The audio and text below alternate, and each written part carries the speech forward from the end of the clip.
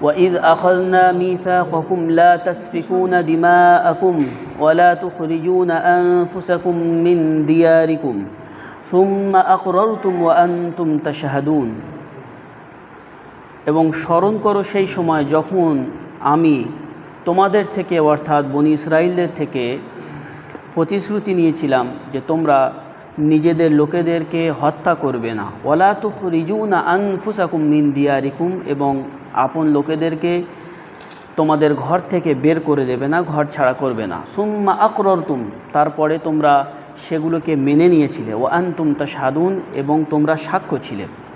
সুম্মা আনতুম হাউলাই তাকতুলুনা আনফুসাকুম ওয়া তুখরিজুনা ফারীকাম মিনকুম মিন দিয়ারিহিম, এরপরে তোমরাই তো সেই লোক যারা নিজেদের লোকেদেরকে হত্যা করেছো এবং তোমাদের মধ্যে থেকে একটা দলকে নিজেদের ঘর থেকে ঘর ছাড়া করে দিয়েছিলে এবং তাদের ঘর থেকে বের করে দিয়েছিলে। তাওয়াহারুনা আলাইহিম বিল ইসমি ওয়াল উদওয়ান, তোমরা তাদের উপরে গুনাহ এবং সীমালঙ্ঘনের মাধ্যমে তাদের উপরে আক্রমণ করেছিলে। ওয়া ইন ইয়াতুকুম উসারা তুফাদুহুম ওয়া হুয়া মুহাররামুন আলাইকুম ইখরাজুহুম, এবং যদি তোমাদের কাছে তাদের মধ্যে থেকে কেউ কয়েদ হয়ে বন্দী হয়ে আসে তাহলে তোমরা তাদেরকে মুক্তিপণ দিয়ে ছাড়িয়ে নাও। ওয়া হুয়া মুহাররামুন আলাইকুম ইখরাজুহুম, অথচ তোমাদের উপরে তাদের ঘর থেকে বের করে দেওয়াটাও হারাম। আফাতুমিনুনা বিবাযিল কিতাবি ওয়া তাকফুরুনা বিবায, তোমরা কি কিতাব আল্লাহর কালাম অর্থাৎ তাওরাতের কিছু অংশের উপরে ঈমান আনো আর কিছু অংশকে অস্বীকার করো। আল্লাহ তাবারক তাআলা বনি ইসরাইলদেরকে বলেছিল মদিনার মধ্যে দুটো ইহুদিদের দল ছিল, এক দলের নাম হলো আওস আর একটা নাম হলো খজরাজ। আওস ও খজরাজ এই দুটো দল মদিনাতে বাস করত ইহুদিদের। আর মদিনার ধারে পাশে আশেপাশে আরও দুটো ইহুদিদের দল ছিল, বনু কুরাইজা আর বনু নাজির। তো মদিনার যে দুটো দল রয়েছে এদের আপোষের লড়াই চলতো, ইহুদিরা ইহুদিদেরকে হত্যা করতো, একে অপরকে লড়াই করতো এবং একে অপর থেকে ঘৃণা করতো, কতল করতো, হত্যা করতো। তো এই যে আউস ও খজরাজ রয়েছে এর মধ্যে আউসের সাথে মানে ভালো সম্পর্ক ছিল, প্রিয়জন লোক ছিল ওই বনু কুরাইজা, আর খজরাজের প্রিয়জন লোক ছিল বনু নাজির। মানে মদিনার দুই পাশে যে দুটো ইহুদিদের দল, ওই ইহুদিদের দলের মধ্যে থেকে একটা দল মদিনার ভিতরে যে ইহুদিদের দুটো দল একসাথে রয়েছে, আর একটা দল আরেকজনের সাথে সাপোর্ট করে এবং একসাথে। তো যখন এদের আপোষে যুদ্ধ হয় তখন যে যাকে ভালোবাসে সেই দলে সহযোগিতা করে। এর ফলে আল্লাহ তাবারক তাআলা অথচ তাওরাতের মধ্যে স্পষ্টভাবে ওদেরকে অঙ্গীকার করিয়ে নিয়েছিল যে তোমরা একে অপরের হত্যা করবে না, মারবে না, আর নিজেদের ঘর ছাড়া করবে না, অর্থাৎ ঘর থেকে বের করে দিত। যে যাকে উপরে গালি বাসত তাদের ঘর থেকে বের করে দিত, তাদেরকে হত্যা করতো। আল্লাহ তাবারক তাআলা এগুলোকে ওদের প্রতিশ্রুতি নিয়েছিল যে তোমরা এগুলো করবে না। তো তিনটে প্রতিশ্রুতি নিয়েছিল, মূলত তিনটে। একটা হলো কেউ কাউকে হত্যা করবে না, ইহুদি একে অপরে হত্যা করতে পারবে না। দ্বিতীয় ছিল যে ঘর থেকে বের করে দেওয়া চলবে না। তৃতীয় প্রতিশ্রুতি যেটা ছিল সেটা হলো যে তোমরা যদি কোনো তোমাদের ইহুদিদের মধ্যে কেউ কারোর কোনো তোমার দুশমনের হাতে ধরা পড়ে যায় তখন মুক্তিপণ দিয়ে যে কোনো প্রকারে তাকে ছাড়িয়ে নেবে। তো তিনটে সব তারা মেনে নিয়েছিল, কিন্তু মানার পরে দুটোকে ওরা অস্বীকার করে, মানে না। অর্থাৎ একে অপরকে হত্যা করা এটা চালুই রয়েছে, আর ঘর থেকে তাড়িয়ে দেওয়া এটাও চলতো। কিন্তু একটা কাজ করতো ওরা, সেটা কি, যখন ওদের কোনো লোক কারো হাতে ধরা পড়তো কোনো দুশমনের হাতে, তো মুক্তিপণ দিয়ে ছাড়িয়ে নিত। তো ওদেরকে, হ্যাঁ, ওই ইহুদিদের, তো সকলে তো ইহুদিদের যে দুটো দল মদিনা থাকে তারা তো সব ইহুদি। তো আল্লাহ তো সকল ইহুদিদেরকে মারতে মানা করেছে। ওদেরকে জিজ্ঞাসা করার পরে উত্তর দিত যে আল্লাহ তাবারক তাআলা তাওরাতের মধ্যে বলেছে যে যদি কোনো ইহুদি ধরা পড়ে কোনো দুশমনের হাতে মুক্তিপণ দিয়ে ছাড়িয়ে দেবে। তো আল্লাহ তাবারক তাআলা বলছেন যে ওয়া হুয়া মুহাররামুন আলাইকুম ইখরাজুহুম, যে তোমরা যে ওদের ঘর নিজেদের লোকেদেরকে ঘর থেকে বের করে দিচ্ছ এটাও তো তোমাদের উপরে হারাম, আর এটাও তো তোমরা স্বীকার করেছিলে যে আমরা কখনো নিজেদের লোকেদেরকে ঘর থেকে বের করব না। তাহলে এটাকে মানলে না কেন? একটা তো মানছো যে মুক্তিপণ দিয়ে ছাড়ানো, এই ব্যাপারটা তো মেনে নিয়েছো। কতল করা, হত্যা করা আর ঘর থেকে তাড়া করা, এই দুটো কেন মানছো না? আফাতুমিনুনা বিবাযিল কিতাব, আল্লাহর কিতাবের কিছু অংশের উপর ঈমান আনো আর কিছু অংশকে অস্বীকার করো। বর্তমান মুসলমানদের পরিস্থিতি ঠিক এইরকম, আমাদের সকলের। ঠিক। যে কোরআন শরীফের কিছু জিনিসগুলো মানি, আর যেগুলো কঠিন সেগুলো এই শরিয়াতের উপরে চলা কি সহজ? একজন ভদ্রলোক আমার সাথে কথা বলতে বলছে তুমি কি পারবে, অথচ সে 5 ওয়াক্ত নামাজি এবং তবলিগ জামাতের ভালো একজন জিম্মেদার মানুষ এবং ওলামার সাথে সম্পর্ক তার খুব ভালো, তারপরেও একটা কথা আলোচনার মাধ্যমে সে বলছে শরিয়াতের প্রত্যেকটার উপরে আমল করা কি চলতে কেউ পারবে? কোনো কারোর জন্য মানে কারো সম্ভব না কারোর জন্য। তো এই যে কঠিনটা করে দিয়েছি আমরা, মানুষ যখন কোনো রাস্তাকে ছাড়ে, সেই রাস্তা চলাচল বন্ধ করে দেয়, অলরেডি সেই রাস্তার এত জঙ্গল হয়ে যায় যে সেই রাস্তায় চলতেও মানুষ ভয় পায়। কিন্তু যখন মানুষ চলা শুরু করে পাহাড়ের ফুঁড়েও চলে যেতে পারে। যখন মানুষ মনে করে আমি চলবো আর সেখান থেকে অলরেডি মানুষ চলে, তো পাহাড়কে পাড়ি দিয়েও মানুষ চলতে পারে, তখন তার জন্য কঠিন হয়ে দাঁড়ায় না। কিন্তু মানুষ সহজ রাস্তায়, প্লেন রাস্তায়, সোজা রাস্তায় যখন চলা বন্ধ করে দেয়, ওই জায়গাটা এত খাতারনাক হয়ে যায়, মানুষ তার জন্য এত কঠিন হয়ে যায় যে চলা ভয় লাগে। তো ঠিক আজকের শরিয়াতের উপরে আমরা শরিয়াত থেকে দূরে সরে চলে যেতে যেতে এত দূরে চলে গিয়েছি, এখন শরিয়াত সামনে আসলে মনে হয় শরিয়াত এত কঠিন, এর উপরে আমল করা সহজ না। সুদ ছাড়া চলবে না, কোনো ব্যবসা চলবে না। আল্লাহ তাবারক তাআলা হুজুর পাক সাল্লাল্লাহু আলাইহি ওয়াসাল্লাম যখন মদিনাতে আসলেন এবং কাফেররা বলতো যে সুদ এবং ব্যবসা মানেই সুদ, ব্যবসা মানেই সুদ। আল্লাহ তাবারক তাআলা কোরআন শরীফে আয়াত নাজিল করলো যে আল্লাহ তাবারক তাআলা বললেন যে ব্যবসা আলাদা জিনিস, সুদটা আলাদা জিনিস, এই ব্যবসার সাথে এর কোনো সম্পর্ক নেই। সুদটা হলো হারাম আর ব্যবসাটা হলো হালাল। তো আমরা যে কোনো কাজ করি সেখানে শরিয়াতকে পুরো পিছনে ফেলে দিয়ে যেটা আমাদের জন্য সহজ, যেটা আমরা করা আমাদের জন্য পক্ষে সহজ এবং ক্ষতিগ্রস্ত হবে যে কাজে, সেটাই আমরা করি। তো সেজন্য করে শরিয়াত কখনো কঠিন নয়। আল্লাহ তাবারক তাআলা কোরআন শরীফের মধ্যে স্বয়ং বলেছে লা ইউকাল্লিফুল্লাহু নাফসান ইল্লা উসাহা। এই আয়াতের ব্যাখ্যায় ওলামারা বলেছে লা হারাজা ফিদ্দিন, দিনের মধ্যে কোনো কষ্ট নেই। কোনো ব্যক্তির উপরে আল্লাহ তাবারক তাআলা এরকম কোনো প্রেশার দেয়নি যে তুমি পারবে না তারপরেও করতে হবে। মনে করে নেন একটা ব্যক্তির হাতে চোট লেগেছে, ব্যান্ডেজ করা রয়েছে, এখন ওযু করতে গেলে তো তার হাতটা ধুইতে হবে, কিন্তু তারপরেও সেই ব্যক্তিকে আল্লাহ তাবারক তাআলা ছাড় দিয়েছে যে ওই জায়গায় মোসাওয়া করে নাও, ভিজাতে হবে না। তাহলে আল্লাহ তাবারক তাআলা ছাড় দেয়নি? এখন দেখেন আল্লাহ তাবারক তাআলা ওযুর আদেশ করছেন যে তুমি অপবিত্র হয়ে গেছো, নাপাক হয়ে গেছো, এবার তোমাকে ওযু করে কোরআন টাচ করতে হবে, নামাজ পড়তে হবে। তাহলে ওযু কীভাবে করবে? হাত ধোও, পা ধো, মুখ ধো, কিন্তু মাথাটাও তো ধোয়ার দরকার ছিল, কিন্তু আল্লাহ তাবারক তাআলা মাথাটা ধুইতে বলেনি, এখানে মোসাও করতে বলেছে। কারণ মাথা যদি দিনে 5 বার করে ধোয় তো তার তো অলরেডি সে হয়ে যাবে, অসুস্থ হয়ে যাবে। তো আল্লাহ তাবারক তাআলা নিজেই বলেছে যে আমি কোনো ব্যক্তির উপরে, কোনো জাতির উপরে, কোনো ব্যক্তির উপরে তার সাধ্যের বাইরে আমি প্রেশার দিই না। তো সুতরাং শরিয়াত কখনো কঠিন নয়, আমরা ছেড়ে দেওয়ার কারণে শরিয়াতটা আমাদের সামনে কঠিন হয়ে গিয়েছে। তো আফাতুমিনুনা বিবাযিল কিতাবি ওয়া তাকফুরুনা বিবায, তোমরা কিতাবের কিছু অংশের উপর ঈমান আনো আর কিছু অংশকে অস্বীকার করে দাও। আল্লাহ তাবারক তাআলা আগে বলছেন ফামা জাযাউ মান ইয়াফআলু যালিকা মিনকুম ইল্লা খিজিয়ুন ফিল হায়াতিদ দুনিয়া ওয়া ইয়াউমাল কিয়ামাতি ইউরাদ্দুনা ইলা আশাদ্দিল আযাব। সুতরাং তাহাদের বদলা কি হতে পারে যা তোমাদের মধ্যে যারা এই সমস্ত কাজগুলো করে, অর্থাৎ কেতাবের কিছু অংশের উপরে আমল করে আর কিছু অংশকে অস্বীকার করে, এদের বদলা কি হতে পারে? তাদের বদলা তো দুনিয়াতে অসম্মান ও অপমান ছাড়া কিছুই নয়।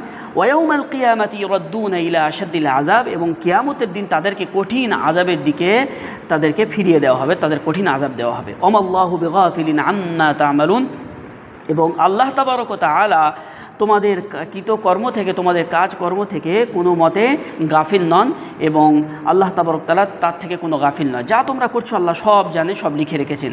উলাইকাল্লাযীনা ইশতারাউল হায়াতাদ দুনিয়া বিল আখিরাহ ফালা ইখাফফাফু আনহুমুল আযাব ওয়া লা হুম ইনসারুন। উলাইকাল্লাযীনা, তাহারা তো সেই লোক যারা ইশতারাউল হায়াতাদ দুনিয়া, দুনিয়াকে আখিরাতের পরিবর্তে দুনিয়াকে কিনে ফেলেছে। আখিরাতের পরিবর্তে দুনিয়াকে কিনছে কিভাবে?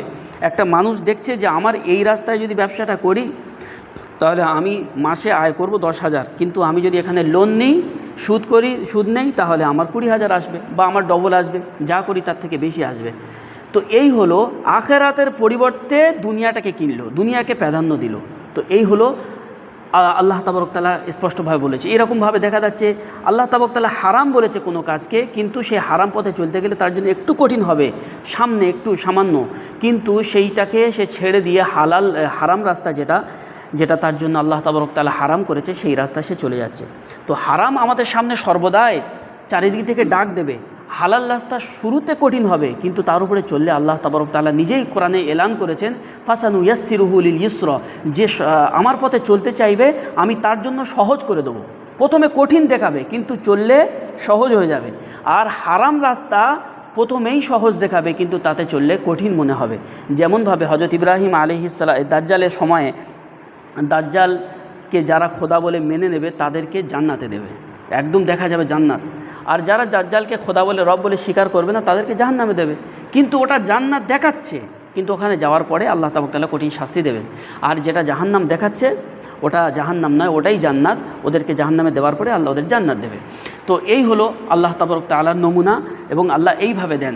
তো উলাইকাল্লাযীনা ইশতারাউল হায়াতাদ দুনিয়া বিল আখিরাহ, তাহারা তো আখিরাতের পরিবর্তে দুনিয়াকে কিনে নিয়েছে। ফালা ইউখাফফাফু আনহুমুল আযাব, সুতরাং তাদের থেকে আযাব কখনো কম করা হবে না। আযাবের কষ্টর পরিমাণ কখনো কম করা হবে না, বাড়তে বাড়তে থাকবে। ওয়ালা হুম ইনসারুন, এবং তাদের কোনো মতে সহযোগিতা সাহায্য করা হবে না। মানে যারা দুনিয়াকে পুরো কিনে ফেলেছে আখিরাতের পরিবর্তে। ওয়ালাকাদ আতাইনা মূসাল কিতাবা ওয়া কাফাইনা মিন বাদিহি বির রুসুল, এবং আমি মূসা আলাইহিস সালাতু ওয়াস সালামকে কিতাব দান করেছি, ওই তাওরাত।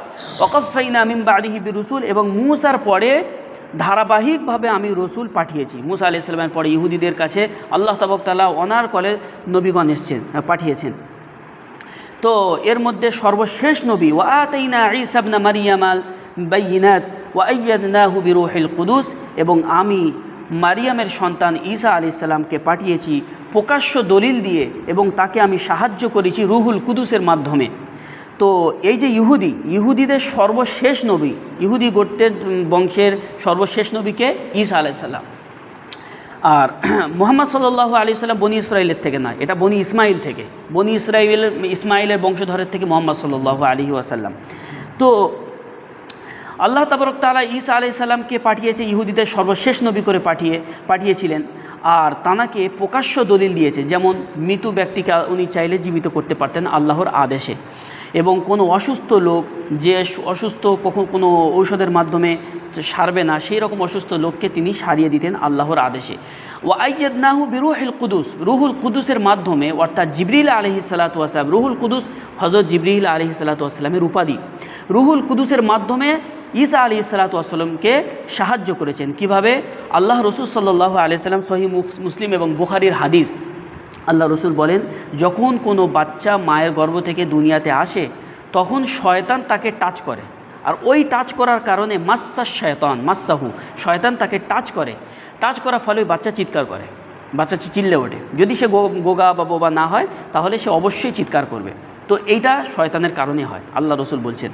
কিন্তু আল্লাহ তাআলা হযরত মারিয়াম আলাইহিস সালাতু ওয়াস সালামের সন্তান হযরত ঈসা আলাইহিস সালামকে ওই শয়তানের টাচ করা থেকে আল্লাহ হেফাজত করেছেন এই জিবরিল আলাইহিস সালামের মাধ্যমে। জিবরিল দাঁড়িয়েছিলেন এবং শয়তানকে কাছে ঘেঁষতে দেয়নি, টাচ করতেও দেয়নি। তাহলে আল্লাহ তাআলা বিশেষ করে হযরত ঈসা আলাইহিস সালামকে খুব সহযোগিতা করিয়েছিলেন এই রুহুল কুদুস জিবরিল আলাইহিস সালামের মাধ্যমে। এরপরে ইহুদিরা সর্বদাই ঈসা আলাইহিস সালাম থেকে ঘৃণা করত, ওনার মূসা আলাইহিস সালামকে ফলো করত, ফলে ঈসা আলাইহিস সালামকে মারার খুব চেষ্টা করত। আল্লাহ তাআলা জিবরিল আলাইহিস সালামকে সাথে লাগিয়ে দিয়েছেন যে কখনো ওনাকে কোনো ক্ষতি না করতে পারে, এই তুমি সাথে থাকবে। ফলে ঈসা আলাইহিস সালামকে কোনো ক্ষতি করতে পারেনি, আগে পুরো বিস্তারিত আসবে। তো এইভাবে আল্লাহ তাআলা জিবরিল আলাইহিস সালাতু ওয়াস সালামের মাধ্যমে ঈসা আলাইহিস সালামকে সাহায্য করেছেন। আফাকুল্লামা জাআকুম রাসূলুম বিমা লা তাহওয়া আনফুসুকুম ইস্তাকবারতুম, যখনই তোমাদের কাছে কোনো রসুল এমন পায়গাম নিয়ে আসে যে পায়গামকে তোমরা পছন্দ করো না, এমন বিধান নিয়ে আসে যে বিধানকে তোমরা পছন্দ করো না, ইস্তাকবারতুম, তোমরা অহংকার করো। আজকের সময় ওই যে কথাগুলো আলেমরা বলে কিন্তু তাদের বিরুদ্ধে মনে হয়, কঠিন মনে হয়, সেগুলোকে মানে না, মুখ ফিরিয়ে নেয়, অহংকার করে অনেক মানুষ রয়েছে, আল্লাহ হেদায়েত দান করুন। তো হযরত আলী রাদিয়াল্লাহু তাআলা আনহু বলেছেন যে কে বলছে সেটা দেখো না, কি বলছে সেটা দেখো, সে কী বলছে, সে কথাটা গ্রহণযোগ্য কি না সেটা দেখো, তাহলে সেটাকে মেনে নাও, কে বলছে তার দিকে লক্ষ্য করো না। তো তাহলে আল্লাহ তাআলা ইহুদিদেরকে বলছে, যখনই তোমাদের কাছে কোনো রসুল কোনো পায়গাম নিয়ে আসে, সেই পায়গামকে তোমাদের যদি কঠিন মনে হয়, পছন্দ না করো, তাহলে তোমরা অহংকার করো। আল্লাহ অহংকারকে মোটেও বরদাস্ত করে না। ফাফারিকান কাযযাবতুম ওয়া ফারিকান তাকতুলুন, সুতরাং তোমাদের মধ্যে তোমরা একটা দলকে, নবীদের একটা দলকে তো তোমরা অস্বীকার করে দিয়েছো, আর আরেকটা দলকে হত্যা করে দিয়েছো। ইহুদিদের কাজ ছিল কি, কিছু নবীদেরকে তারা তো হত্যাই করে মেরে দিয়েছে, যেমন হযরত জাকারিয়া আলাইহিস সালাতু ওয়াস সালাম, হযরত ইয়াহইয়া আলাইহিস সালাম পুরো কতল করে দিয়েছে। আর কিছু নবীকে অস্বীকার করেছে, যেমন মূসা আলাইহিস সালাম, ঈসা আলাইহিস সালাম, তাদেরকে অস্বীকার করে দিয়েছেন। তো এই হলো তাদের কাজ, যে তারা তারা সর্বদাই হুজ্জতবাজি করত, আল্লাহর প্রত্যেকটা পায়গামের উপরে দলিল চাইতো, দলিলের পর দলিল চাইতো, আরও প্রশ্ন করতো। এর পূর্বে সব কিছু এসে গিয়েছে।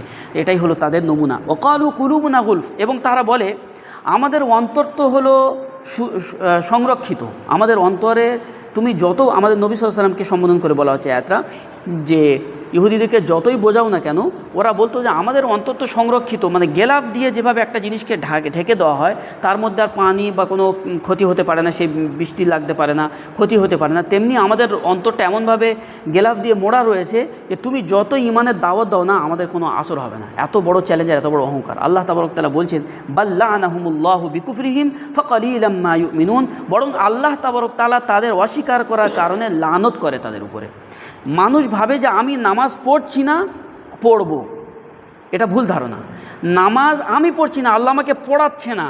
কেউ চাইলে পড়তে পারে না, আল্লাহ হেদায়েত দিলে, তৌফিক দিলে তবেই হয়।